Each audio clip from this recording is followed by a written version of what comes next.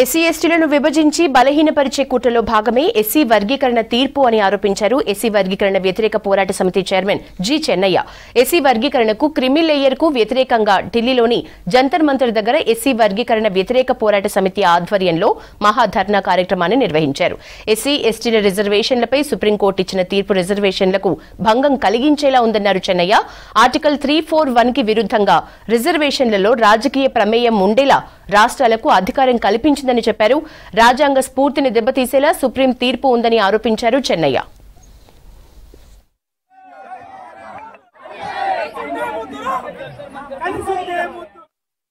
మాకు వ్యతిరేకంగా తీర్పు ఇచ్చినందుకు మేము బాధపడుతున్నాం, వ్యతిరేకిస్తున్నాం. అందుకనే సుప్రీంకోర్టు ఇచ్చిన తీర్పును వెనక్కి తీసుకోవాలని. ఇది సుప్రీంకోర్టు తీర్పు కాదు, మోడీ తీర్పు.